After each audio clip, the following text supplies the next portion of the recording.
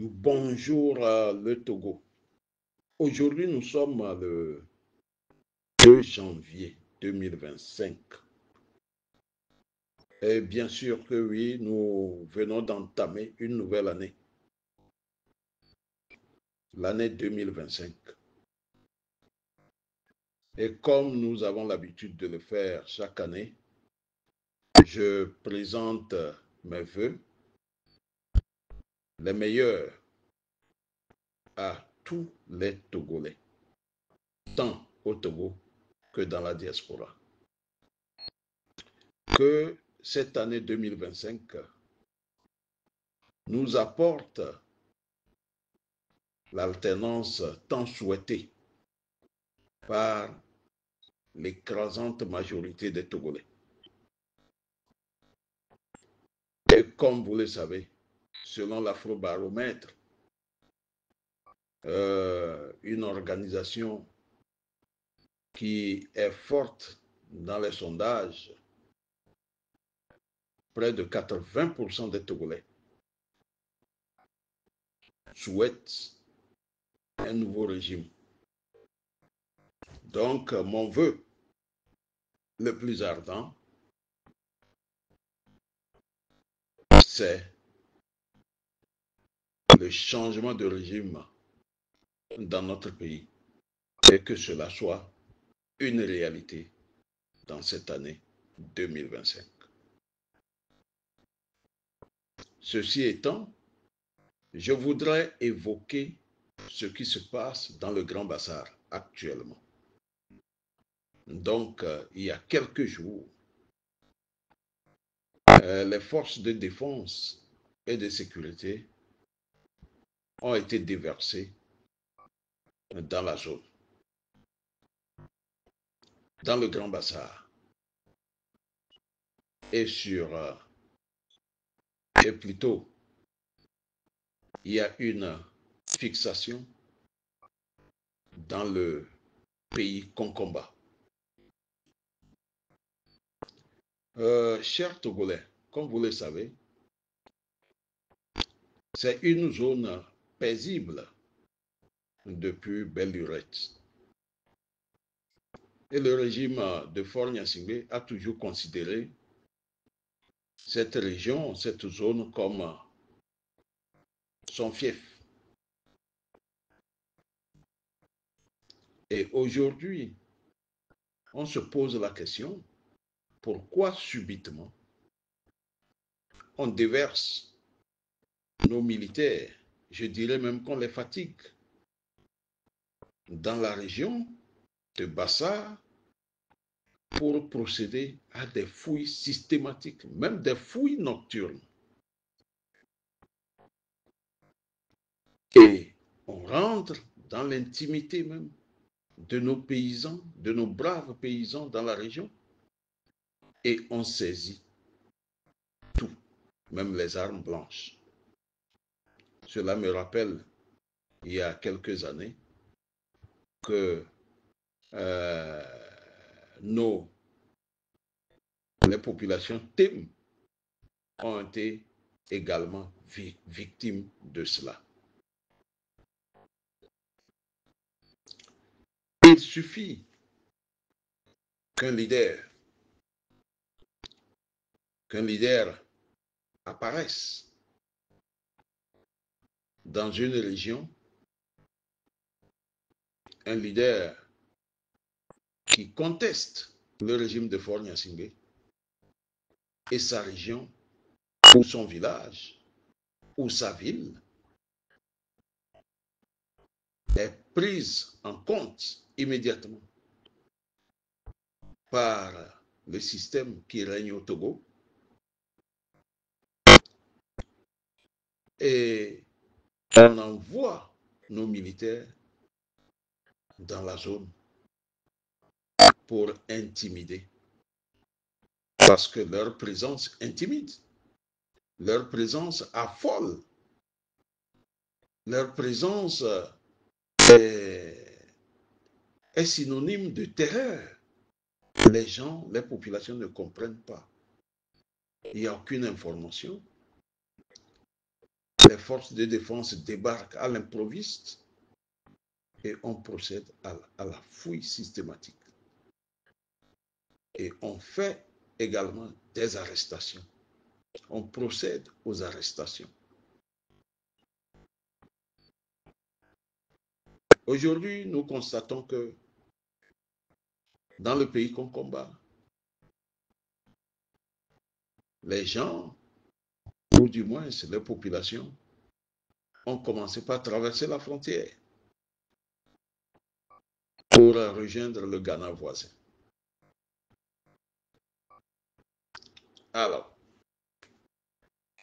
moi, je voudrais envoyer un message à Faure Gnassingbé. Au lieu de fatiguer nos vaillants militaires tout le temps, hier c'était Sokodé, aujourd'hui c'est Bassar qui est visé. Demain, ça peut être Mango ou Dapang. Il suffit qu'une contestation ou un leader conteste le régime. Son village est pris en charge immédiatement. Les fouilles pour dire qu'on recherche des armes. Donc, chers Togolais, comprenez que les armes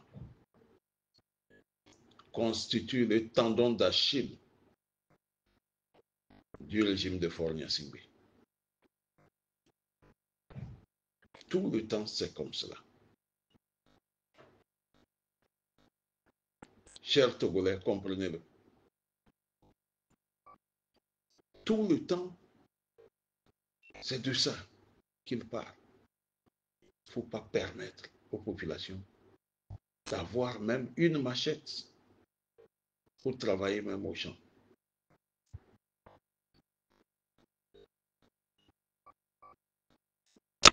Aujourd'hui, les Togolais doivent constater que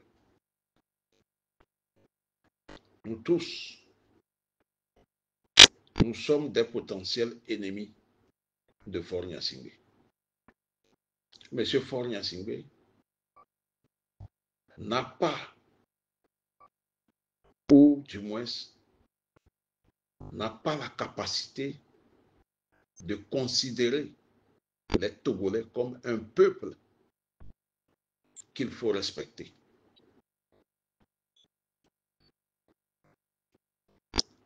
Imaginez les gens encagoulés qui investissent un village. Imaginez le traumatisme moral, le traumatisme psychologique que cela crée chez nos braves paysans.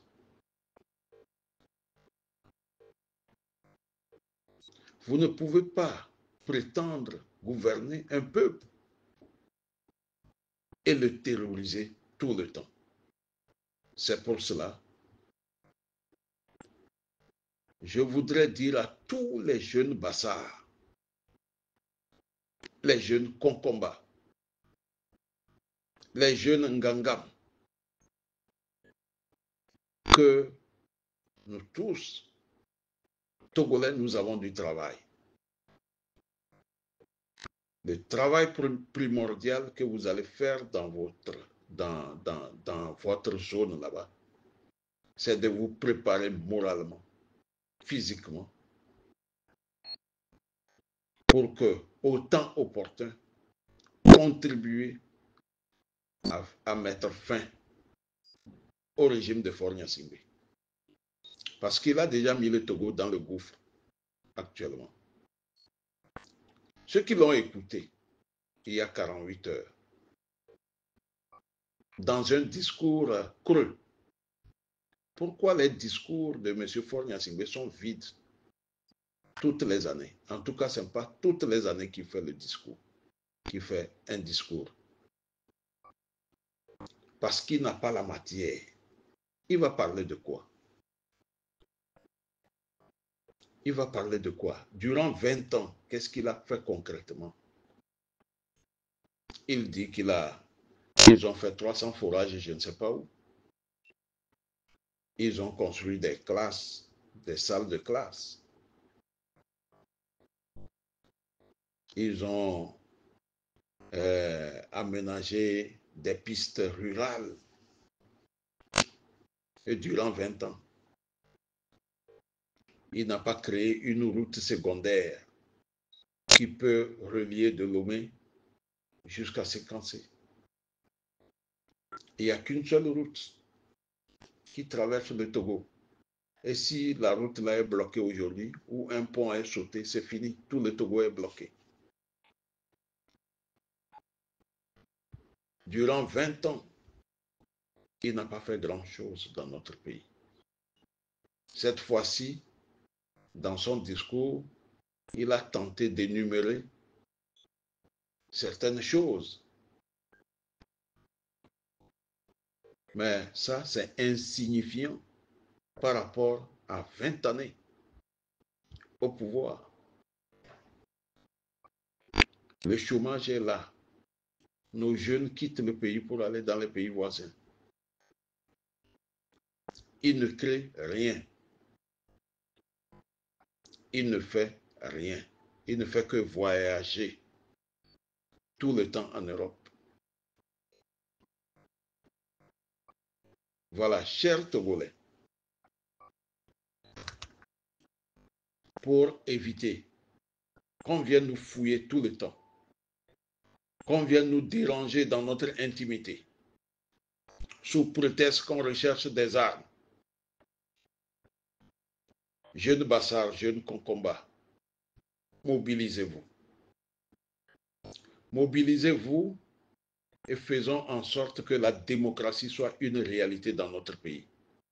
Et là, personne ne peut se lever pour venir vous fouiller, vous déranger, déranger votre intimité.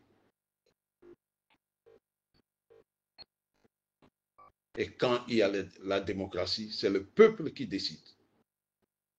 Un président qui gère mal, il est sanctionné. Prenez l'exemple du Ghana. Et ce qui se passe au Ghana, c'est certaines personnes et la population. Oui, parce que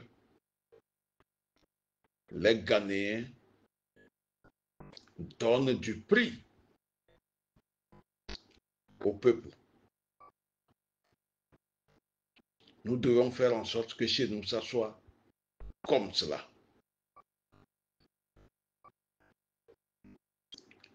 Aucun président soit-il n'a le droit de marcher sur son peuple. Et les lois dans notre pays doivent être des lois qui concernent tout le monde.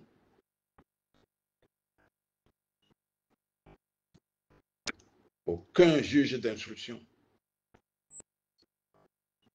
parce que nommé par rapport à son militantisme, ne peut ou n'a le droit de travailler en fonction des ordres dirigés contre les gens qui contestent le pouvoir. Et un juge d'instruction doit être indépendant.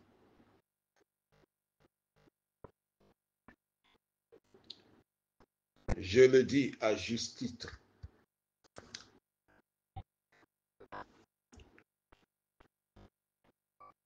Je vais revenir largement sur le mandat d'arrêt formalisé par l'actuel doyen des juges, Abli Boutouli. Chers Togolais, Nous avons du travail et nous devons mouiller le maillot pour provoquer l'alternance au sommet de l'État dans notre pays. Je vous remercie, Olivier Ama. Pour faire face aux terroristes désormais installés au Togo, un civil, fût-il le fils héritier de son père, ne peut plus faire l'affaire. À Togo Forum, nous appelons à une prise de conscience rapide, surtout en cette phase de la lutte où nous avons besoin de faire tomber la dictature et l'ordre colonial afin qu'enfin, le Togo prenne l'envol d'un véritable épanouissement mental et du décollage économique. Le militaire togolais doit se décider à jouer vraiment son rôle, celui de protéger sa population et non de se mettre au service d'un individu qui finira par le tuer de toute façon. Le Togo n'est pas la propriété de Faure Eyadema et de ses amis. Ce pays nous appartient à tous. Togo Forum. Aimez, abonnez-vous, commentez et partagez.